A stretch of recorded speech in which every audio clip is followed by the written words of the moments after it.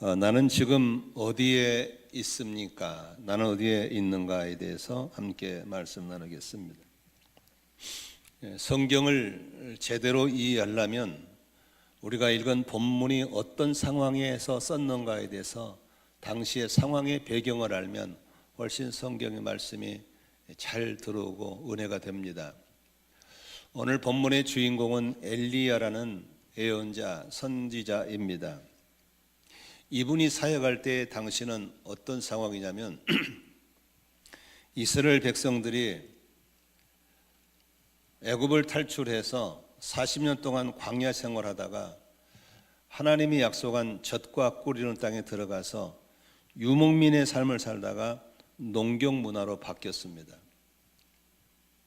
농경 문화에 바뀌면서 이제는 돌아다니는 것이 아니고 농사를 지어야 되기 때문에 하늘의 비를 내린 것이 절대적으로 중요했습니다. 그래서 비가 와야 땅이 좋아지고 비가 와야 농사가 잘 되고 농사가 잘 돼야 풍요롭기 때문에 그렇습니다. 지금이야 저수지도 파고 지금이야 지하수를 파는지만 그 당시는 하늘이 내린 천수합을 살기 때문에 하늘이 비를 내려야만 했습니다. 그런데 비가 오지 않으면 그들이 우상을 만들었습니다.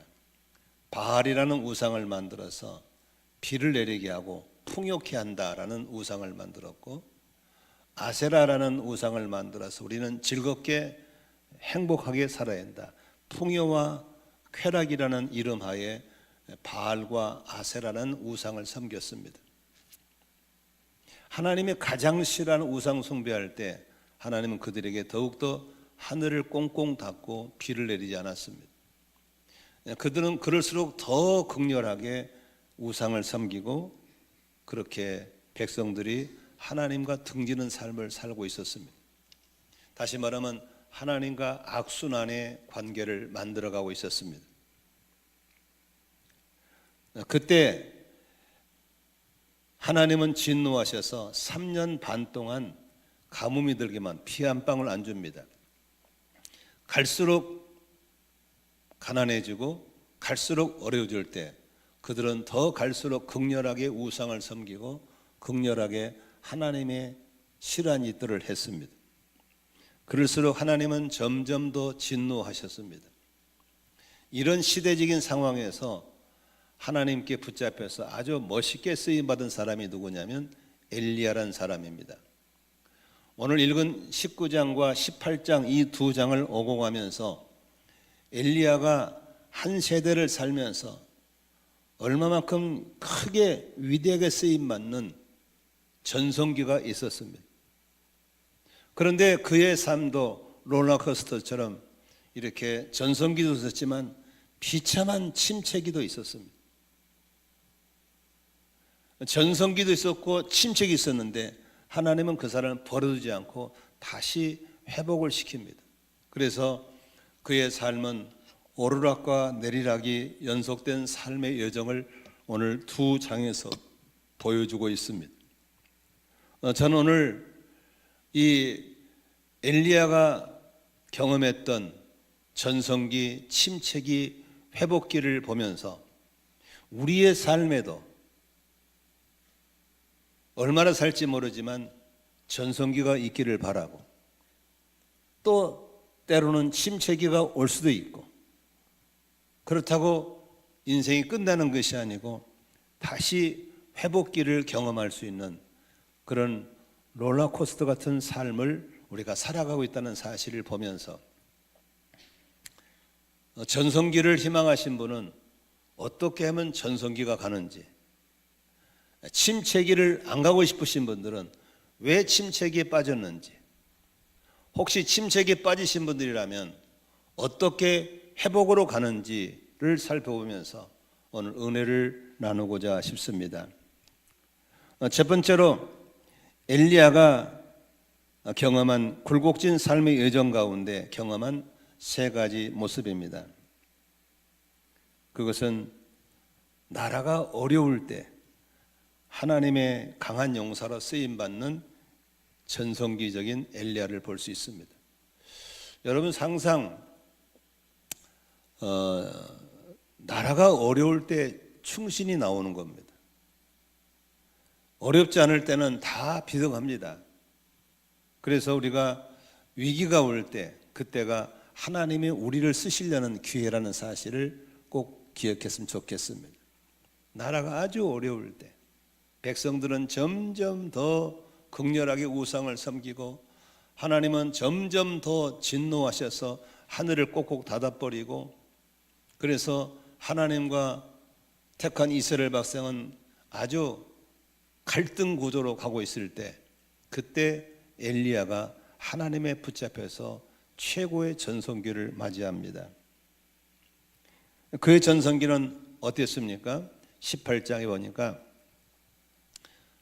갈멜산에서 우상을 섬기는 선지자들 850명을 모아놓고 하나님 여호와를 증거하는 엘리야가 대결을 엽니다. 네가 믿는 신이 진짜 신인지 내가 믿는 신이 진짜 신인지 한번 대결해보자. 그래서 중재는 이스라엘 왕인 아합 왕이 중재를 서는 겁니다. 구름대처럼 모이는 구경꾼들 가운데 850대 1이 모여서 어느 신이 진짜 신인지를 경쟁하는 겁니다. 여러분, 만일에 여기서 엘리야가 못 이기면 엘리야는 그날 죽는 겁니다. 이기면 한마디로 대박이 나는 겁니다. 이런 어려움 속에 엘리야는 하나님 여호와의 명령을 붙잡고 담대히 나가서 합니다. 엘리야가 바알 선지자 민 사람들에게 너희들이 숫자가 많으니까 너희들이 먼저 하라고 그럽니다. 단 경쟁은 이렇게 경계하는 겁니다. 소를 잡아다가 제물로 올려놓고 하늘에서 불이 내려와서 제물을 태워버리면 그 신이 진짜 신이다입니다. 만일에 불이 안 내리면 그건 짝퉁이다. 어마어마한 경기를 벌인 겁니다. 좋다, 우리가 하겠다. 바알을 섬기는 사람들이 제물을 갖다 놓고 그들의 신을 부릅니다. 바알이여, 바알이여, 살아계신 바알이여, 바알이 참신인 것을 이 많은 군중들 앞에 확인시켜 주시옵소서. 그들이 부르짖고 그들의 예식을 따라서 오전 내내 부르짖습니다. 그러나 우상을 섬기는 가짜 신이 하늘에 불을 내려서 증거할 길이 없습니다. 그때 엘리야가 조롱을 피웁니다. 너희 하나님이 주무시나 보다. 더 크게 불러봐라. 그래서 그들의 예식대로 몸에다가 칼자국을 내고 상처를 내면서 더 힘차게 바알을 불렀지만 죽은 신은, 없는 신은 대답하지 않았습니다. 이제 오후가 되었습니다. 엘리야가 그러면 내가 한번 해보겠다. 내가 섬기는 여호와 하나님이 참신인 것을 내가 증명해 보이겠다. 그러면서 제물을 두고 있는 주변에 도랑을 파고 무너진 장작더미로 제단을 쌓고 거기에 물을 채우라고 그랬습니다. 여러분, 가물 때 삼곡대에서 물이 얼마나 귀하겠어요. 그때 백성들이 저 밑에 가서 목숨보다 귀한 물을 갖다가 도랑에 물을 채웁니다. 여러분, 하나님의 불이 임할 때는 이렇게 희생과 헌신이 있을 때 불이 임하는 걸 믿으시길 바랍니다. 그래서 그렇게 도랑에 물을 채우고 소를 잡아서 제물을 놓고 엘리야가 하나님 여호와께 기도합니다. 여호와 하나님, 하나님이 참신인 것을 이 좌우 분별 못하는 백성들 앞에, 우상을 섬기는 이들 앞에 증거해 보여주시옵소서. 하나님, 하늘에서 불이 내려서 이 제물을 태워 주시옵소서. 하나님께 기도할 때 하나님께 엘리야의 기도를 들으시고 대낮에 하늘에서 불이 내려서 도랑의 물을 다 말라버리게 하고 제물을 불로 태워서 하나님이 여호와가 살아계신 분인 것을 증명해 보인 걸 믿으시기를 바랍니다. 그때 그 구름대 같은 군중들이 박수를 치고 하나님께 영광을 돌리고 회심하고 주께로 돌아올 때 엘리야는 자기 측근 제자들과 함께 칼을 빼서 850명의 목을 다 쳐버립니다. 제가 몇 년 전에 우리 성도들과 함께 그 갈매산에 올라가면 갈매산 꼭대기에 큰 동상이 있습니다. 엘리야가 칼을 쫙 들고 온 동상입니다. 그리고 거기서 도망가는 그 사람들을 골짜기에 내려가서 다 목을 쳐 죽입니다. 엘리야의 최고로 귀하게 쓰임받는 전성기입니다. 그리고 모두 다 가물어서 허우적거리고 있을 때 갈멜산 꼭대기에서 엘리야가 무릎 꿇고 기도합니다.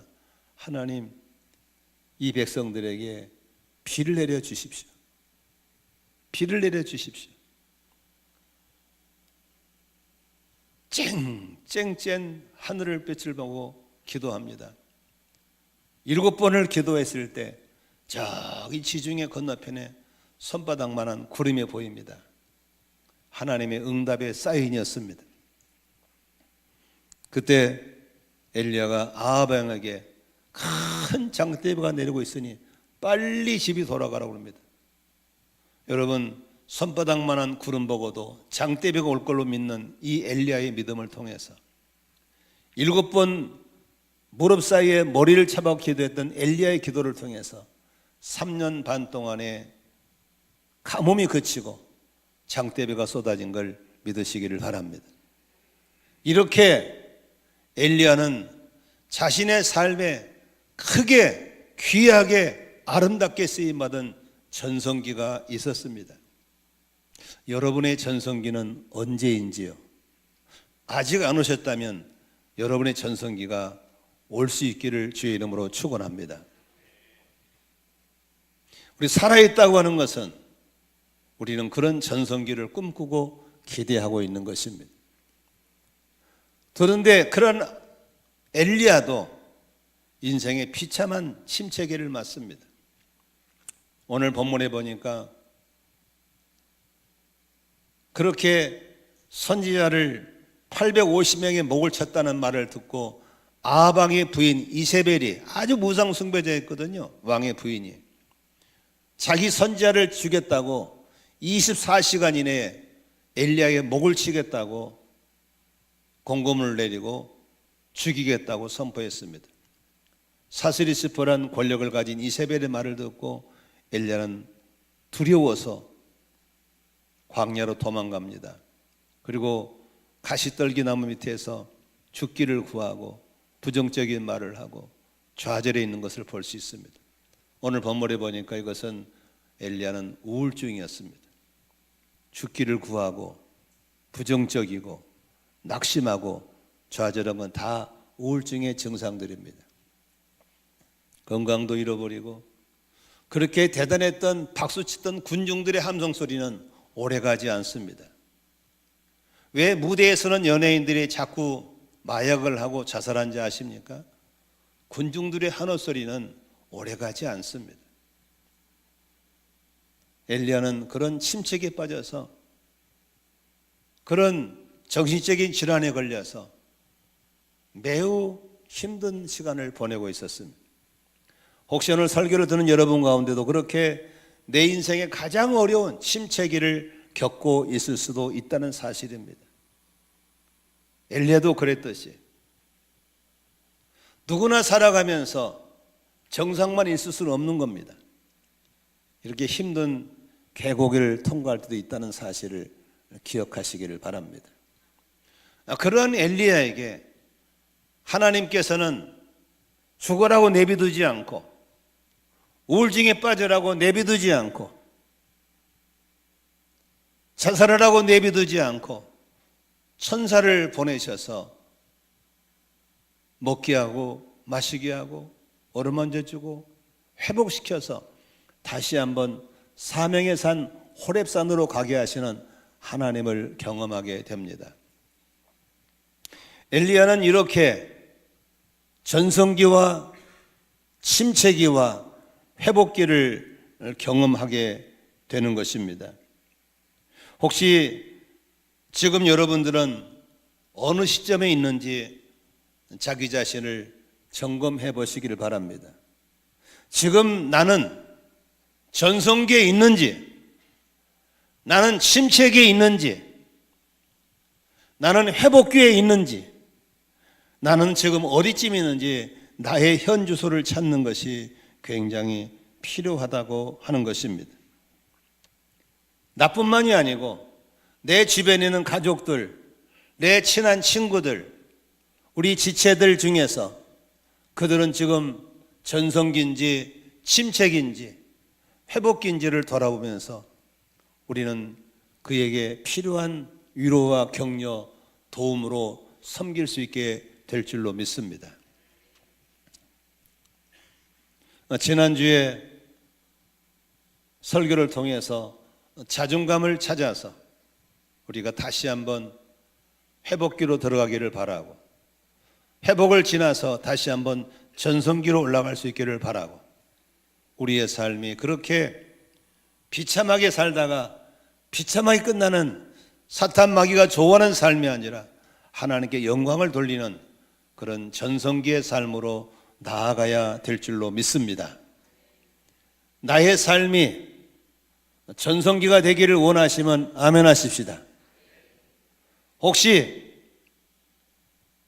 침체기로 갈지도 모르는 사실을 기억하고 왜 침체기 빠진지도 오늘 봤으면 좋겠고, 어떻게 회복되는지를 봤으면 좋겠습니다. 우선 전성기가 되기를 원하시는 분들은 엘리야가 어떻게 할 때 전성기를 갖게 됐는지를 찾아보도록 하겠습니다. 그것은 하나님을 인격적으로 만날 때부터 출발입니다. 여러분 성경을 주셨으면 열왕기상 18장 1절과 2절 말씀을 함께 읽어보시길 바랍니다. 같이 한번 읽겠습니다. 많은 날이 흘러서 3년이 되던 해에 주님께서 엘리야에게 말씀하셨다. 가서 아합을 만나거라. 내가 땅 위에 비를 내리겠다. 엘리야가 곧 아합을 만나러 갔다. 그때 사마리아에는 기근이 심하였다. 전성기의 출발은 나로부터 오는 게 아닙니다. 하나님이 나를 개인적으로 찾아줄 때부터 전성기가 시작되는 것입니다. 그러므로 위대한 사람의 공통점은 하나님의 개인적으로 나를 찾아줬을 때부터입니다.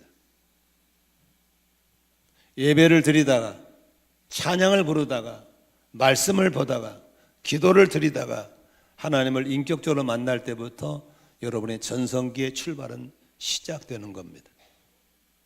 하나님이 말씀하셨습니다. 1절입니다. 가서 아합을 만나거라. 땅 위에 비를 내리겠다. 2절에 보니까 아합을 만나러 갑니다. 여러분, 당시에 엘리야는 그냥 이름 모를 평범한 선지자였습니다. 유명하지도 않았습니다. 그리고 여러분, 당시의 선지자는 비난 옷을 입고 화려한 곳 사는 사람이 아닙니다. 행위 복음을 전하기 때문에 그들의 옷은 남루했고 먹는 건 거칠었고 사는 게 어려웠습니다. 요새 우리가 에레미야서, 에스겔서를 읽으면서 저는 에레미야를 보면서 나는 진짜 편하고 좋은 시절에 복음 전하고 있구나. 얼마나 감옥을 수없이 들락거리고 굶고 매맞고 그러면서 삶으로 복음을 전하는 시대였습니다. 그 당시에 정말 맨정신으로 아합을 찾아가는 건 절대 쉽지 않습니다. 이웃집 아저씨가 만나러 가는 게 아니에요. 그냥 하나님이 가라고 그러니까 예 하고 가는 겁니다. 여러분이 전성기를 만들 때는 하나님의 방문을 받고 그분이 말씀하실 때 순종함으로 전성기의 길로 들어서는 걸 믿으시기를 바랍니다. 저는 요새 짐 신발라라는 사람이 쓴 책 중에서 성령의 능력이라는 책을 꾸준히 읽고 있습니다. 저는 요새 짐 신발라가 한 말 가운데 마음에 한 남는 게 있습니다. 사역자들은 좀 참고에 들으면 좋겠습니다. 우리는 자꾸 어떤 형식과 틀을 만들어서 거기서만 예배하고 거기서만 사역하려고 합니다. 성령님은 형식과 틀에 묶여 있는 분이 아닙니다.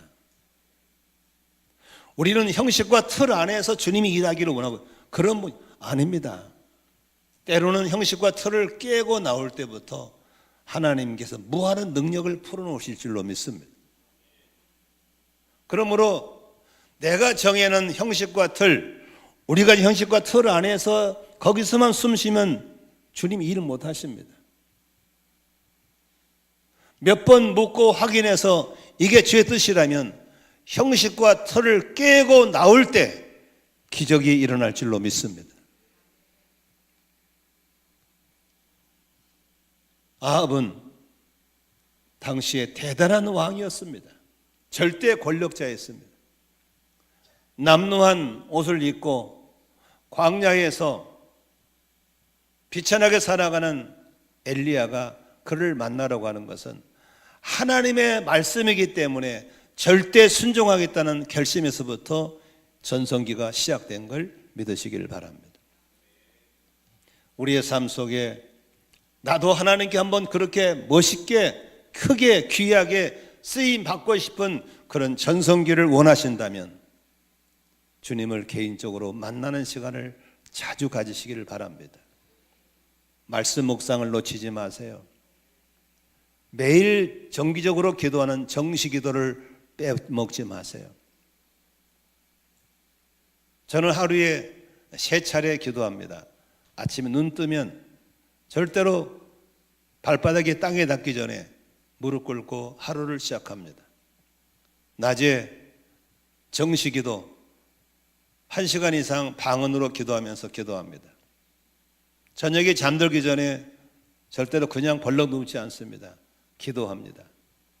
그리고 제가 기도하는 시간은 반드시 핸드폰을 무음으로 합니다. 블루투스를 끕니다. 외부를 차단합니다. 이유는 한 가지입니다. 혹시라도 주님 하시는 말씀을 들을 때 누가 연락 줄까 봐 그렇습니다. 주님이 내게 말씀할 수 있는 기회를 절대로 놓치지 않기를 바랍니다. 그리고 그분이 말씀하신 걸 확인했을 때는 형식과 틀을 깨고라도 순종하시면 그때부터 여러분을 향하신 하나님의 전성기가 시작될 줄로 믿습니다. 나이, 조건 아무 소용없습니다. 하나님은 우리의 나이에 장애를 받는 분이 아닙니다.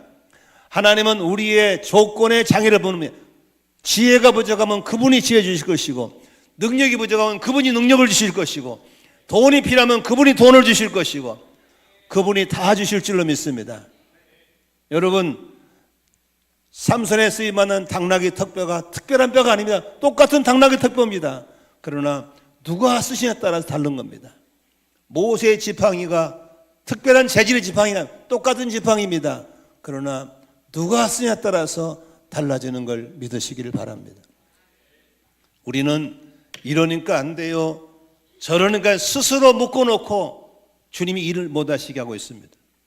그럼에도 불구하고 그분이 말씀하시고 그분께 순종하고 형식과 틀을 깨고 나오면 믿으세요, 여러분의 전성기는 반드시 올 줄로 믿습니다. 혹시 여기 나이 많으신 분들은 아니요, 나는 끝났어. 아니에요. 갈렙은 85세 때 교회를 개척합니다. 여러분, 여기 85세 되신 분이 없잖아요. 우리는 주님이 우리를 통해서 일하시는 전성기를 꼭 맞이할 수 있기를 축복합니다. 그런데 오늘 이러한 엘리야가 침체기에 빠져가지고 허우적거리는 모습 볼 수 있습니다. 얼마나 안타깝게도 이 엘리야는 이 침체기 속에서 고생하고 있는지 모릅니다. 19장에 보니까 노릇나무 그늘 밑에 앉아서 부정적인 말을 합니다. 낙심의 말을 합니다. 그리고 계속해서 여러 가지 말들을 합니다. 그렇게 대단했던 사람들이 19장 3절에 보니까 엘리야는 두려워서 급히 일어나 목숨을 살리려고 도망하여 브엘세바로 갔다. 아니 조금 전만 해도 목숨을 걸고 싸우던 사람이 두려워서 목숨 살리려고 도망하는 걸 보면서 비 맞은 휴양지처럼 되어버리는 것을 볼 수 있습니다. 그리고 19장 4절에 보니까 광야로 가서 죽기를 간청하고 나는 더 나을 것이 없다고 부정적인 말을 하고 완전히 우울증 증세를 여실하게 보여주고 있는 엘리야를 볼 수 있습니다. 18장에 있었던 엘리야가 아닙니다. 19장은 완전히 비 맞은 쇠처럼, 비 맞은 닭처럼 그렇게 초라한 모습으로 있는 엘리야입니다. 아니 그렇게 850대 1 목숨 걸고 싸우고 850명의 목을 쳤던 그 엘리야가 아닙니다. 전혀 다른 모습으로 초췌하고 비참하고 부정적이고 죽기를 구하는 이런 모습으로 나와 있는 것은 바로 엘리야의 침체기인 겁니다. 왜 이렇게 대단했던 엘리야가 왜 이렇게 되어버렸을까를 생각했을 때 우리는 그 원인을 살펴볼 필요가 있습니다.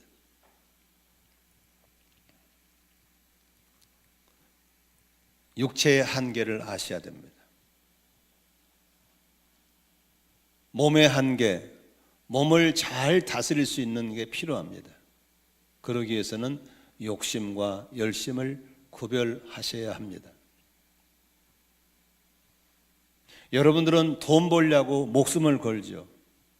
우리 목회자들은 생명 살리는 일에 목숨 걸다 보니까 욕심인지 열심인지 모르고 일할 때가 많습니다. 하나님은 열심히 하면 상을 주시지만 욕심을 하면 병을 만나게 되어 있습니다. 지난주에도 남미에 사역하는 한 선교사님이 저희를 방문해서 교제하는 가운데 최근에 암이 발견됐다는 겁니다. 의사는 급히 수술하라 해서 수술 날짜를 잡았는데 막상 수술 날짜를 잡고 보니까 비행기표를 여러 개를 바꿔야 되고 거기에 진행 중인 많은 일이 꼬여서 갈등하고 있다가 결국 수술을 미루기로 하고 그냥 이번 주에 들어가신다더라고요. 그래서 제가 그분한테 어떻게 사역했는가를 한번 쭉 물어봤더니 암이 올 수밖에 없겠더라고요. 그냥 새벽 2시간, 3시간 잠자는 것도 불규칙적이고 먹는 것도 불규칙적이고 막 일이 많고 교회를 5군데라니까 너무너무 그리고 막 귀신들 쫓아내고 너무너무 힘든 거야. 누가 보면 굉장히 열심인 것 같지만 열심과 욕심의 차이는 별로 없는 거예요. 삶의 질서를 무너지며 사는 건 다 욕심이에요. 먹을 때 먹어야 되고 잘 때 자야 되고 마실 때 마셔야 되는데 먹는 것, 잠자는 것, 먹는 것 다 무질서한 속에 뛰라면 그건 욕심이에요. 병은 갑자기 오지 않아요. 욕심이 쌓이고 쌓이고 쌓이면 그게 병이에요. 삶의 루틴이 무너져 버린 거예요. 엘리야가 그렇게 일하면서 제대로 먹었겠어요? 제대로 잠잤겠어요? 그렇게 군중들의 함성은 있었지만 그 공인을 누가 보호해 줬겠어요? 없었어요. 엘리야의 침체기는 욕심과 열심에 구별을 못한 데서 그랬어요. 저도 농촌에서 목회하다가 교회를 개척해서 36살 때 교회 개척했습니다. 선부동 지하실에서 90년 1월 4일 날 2살짜리 김줄기, 4살짜리 김슬기 데리고 수첩을 깔고 1월달 추울 때 공사가 마쳐지지 않은 지하실 창문틀도 없는 곳에서 첫 예배를 시작했습니다. 아는 것도 없고 돈도 없고 그냥 열심밖에 없었습니다.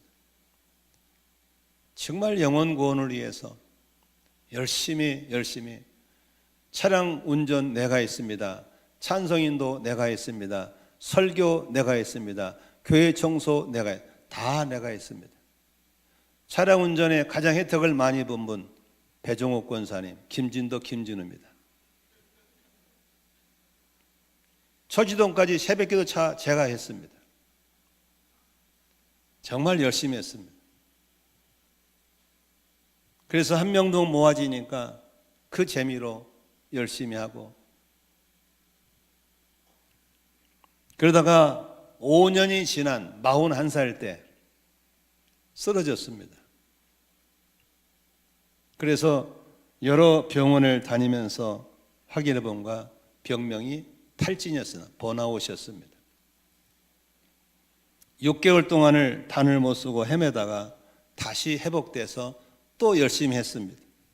49살 때 갑상선 기능 항진증이 왔는데 나는 그 병이 뭔지도 몰랐어요. 살이 자꾸 빠지고 신경질이 자꾸 나고 그냥 덥고, 그리고 머리카락이 톡톡 부러지기 시작하고, 나중에 손이 떨리고 심장이 두근거리고 글을 못 쓰겠고, 나는 무슨 병인지 몰랐어요. 그래 병원에 가봤더니 갑상선 기능 항진증이었어요. 그 당시에 57kg 나갔습니다. 빼쩍 말랐어요. 이렇게 욕심인지 열심히 모르고 뛰다가 몇 번 죽을 고비를 넘기면서 깨달은 것은 바로 그겁니다. 열심히 하면 상을 주지만 욕심을 하면 병을 만난다. 엘리야의 침체의 원인이었습니다. 사람들은 잘한다고 칭찬만 했지 공인을 지키거나 보호하는 시스템이 없었습니다. 그리고 관계 중심에서 일 중심에 빠져버렸습니다.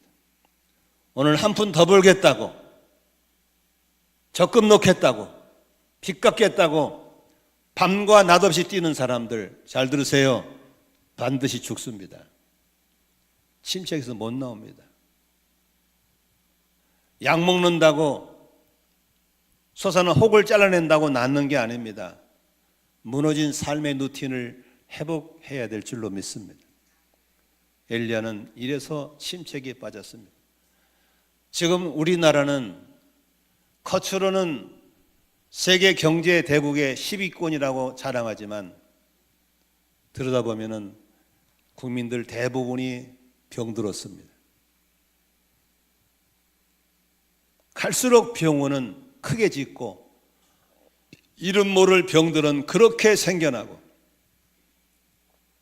몸만 아픈 것이 아니라 정신질환자들이 전국에 얼마나 많은지, 학원도 무슨 희한한 치료, 무슨 언어 치료, 음악 치료, 상담 치료, 미술 치료 다 치료해요. 환자들이 그렇게 많은 거예요. 정상적인 사람이 거의 없을 만큼 이 사회 구조가 욕심과 열심이 섞여 버렸습니다. 쓸데없는 경쟁을 너무 많이 붙이고, 바쁨과 분주병이라는 사탄의 올무에 걸려서 오늘이라는 이 행복한 선물을 감사치도 못하고 살아가는 사람이 얼마나 많은지 몰라. 심지어는 죽으면서도 왜 죽은지를 모르고 죽는 이 비참한 나라. 우리 모두 침체기에 속에 빠져들어갔다는 사실을 아셔야 되는 겁니다. 한 번도 입어보지 못할 옷을 왜 사며, 맛있게 먹어보지 못할 음식을 왜 사다 쌓아놓는지 모르겠어요. 써보지 못할 돈을 왜 모으는지 모르겠어요. 속고 사는 겁니다.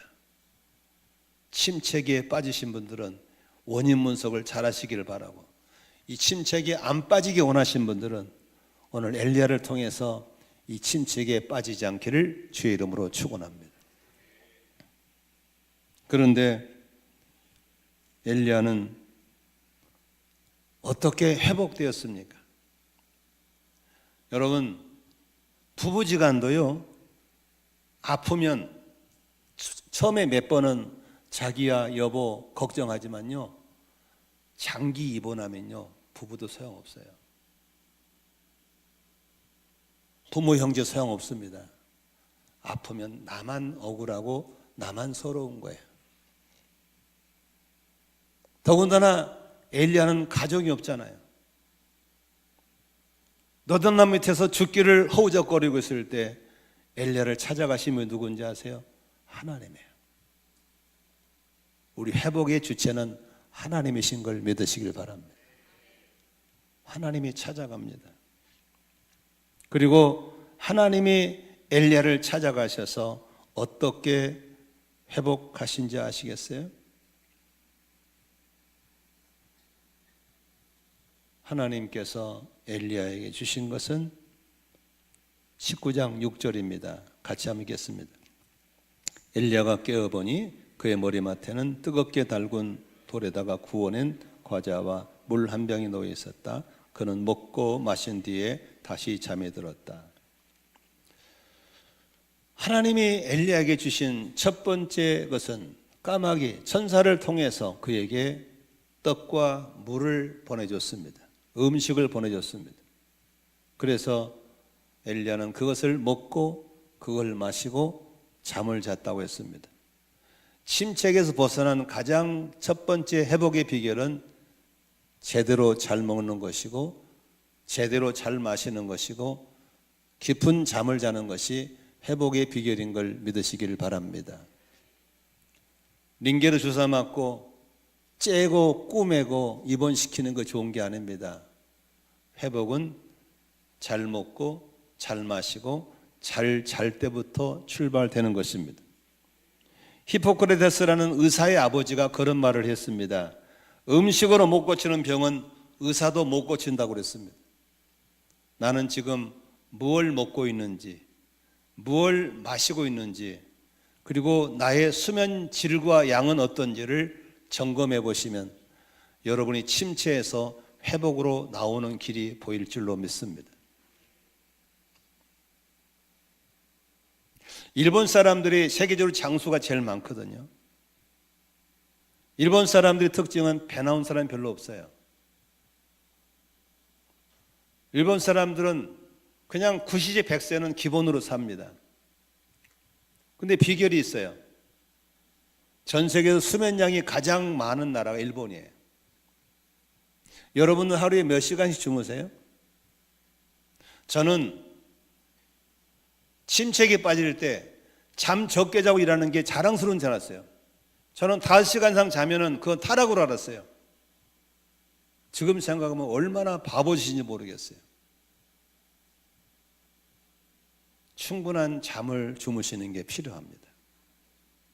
물론 10시간 이상 자면 그건 타락이고 그건 죽는 거죠. 그러나 7시간에서 8시간은 주무셔야 된다고 생각합니다. 잠이 보약입니다. 그 다음에 현대인들이 먹는 음식이 대부분 타락한 음식입니다.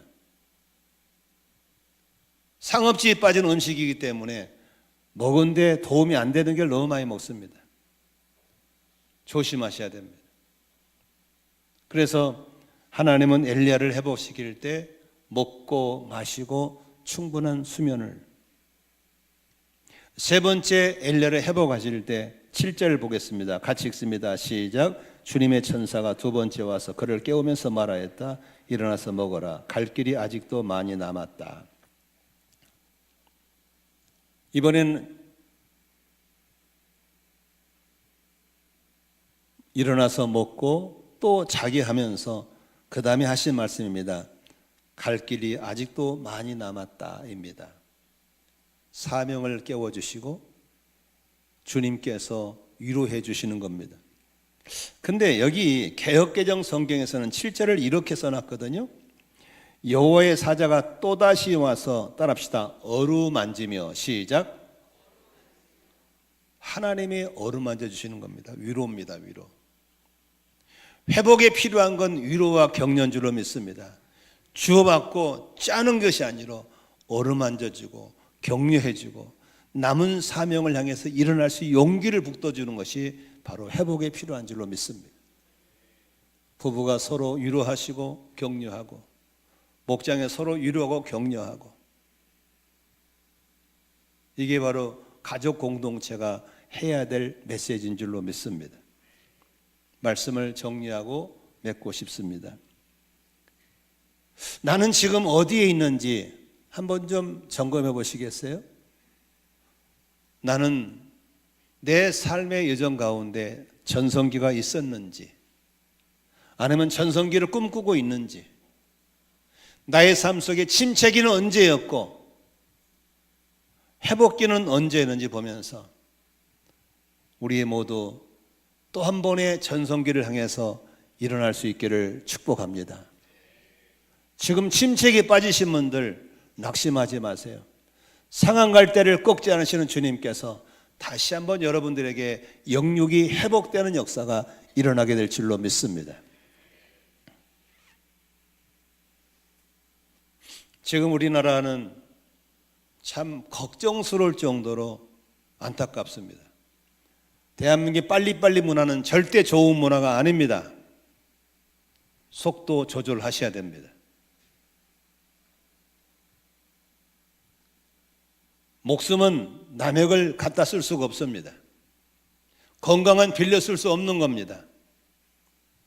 그러므로 최상의 컨디션을 가지면서 달려갈 길을 달려가기를 축복합니다. 잘 들으세요. 영어로 프레젠트를 뭐라 그럽니까? 현재라고 그럽니다. 프레젠트는 선물입니다. 오늘의 하루는 선물입니다. 이걸 분주병에 빨리빨리 속아서 먹는 건지 일하는 건지 잠전에 모르고 뛰는 것은 속고 사는 겁니다. 오늘 하루를 행복하게 최상의 컨디션을 만들어서 살아가는 것이 영적 전쟁에 승리하는 비결인 걸 믿으시기를 바랍니다. 감사할 길을 쓰세요. 밥을 먹는 겁니까? 갖다 부어 넣는 겁니까? 부어 넣는 사람은 속고 사는 겁니다. 음식의 맛을 즐기면서 먹어야 됩니다. 눈꽃 뜨지 바쁘다? 속고 사는 겁니다. 하루하루를 감사하며 감격 속에 살아가시기를 바랍니다. 이런 건강한 삶의 루틴이 나를 전성기로 만들어낼 것이고 하나님이 은혜를 주실 줄로 믿습니다. 암 환자 1위, 교통사고 환자 1위, 이혼율 1위, 이 부끄러운 1위를 가지고 경제 매디 부끄러운 나라입니다. 안 되는 겁니다.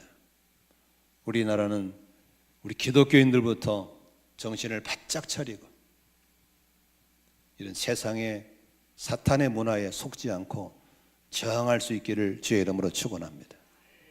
건강하셔야 됩니다. 회복하셔야 됩니다. 이대로 가면 안 되는 겁니다. 아멘. 그리고 영적 전쟁에서 목숨 걸고 일하시는 선교사님들에게 우리가 떡도 보내드리고 물도 보내드리고 위로도 해드리고 격려도 해드려야 될 줄로 믿습니다. 저는 31차까지 하면서 제가 갖는 주관이 하나 있습니다. 혹시 저에게 은혜를 받으신 분 있으면 저에게 밥을 사주거나 과일을 사주지 마세요. 꼭 참고 있다가 오늘 이런 날 헌금으로 내주세요. 그걸 모아서 선교사님들에게 떡과 물을 보내도록 하겠습니다가 31번째 하고 있는 겁니다. 알아들으신 분들은 그때그때 순종해서 이렇게 교역자 보건주일헌금으로 내주시면 그게 저한테 넘어오면 제가 이제 그걸 가지고 영적 전쟁에 전방 있는 분들에게 31번째 흘려보내고 있는 것입니다. 우리 아름다운 천사의 손길로 쓰임 받았으면 좋겠습니다. 여러분에게 전성기가 왔으면 좋겠습니다. 침체기에 빠져도 회복되는 역사가 있기를 주의 이름으로 축원합니다. 기도하겠습니다.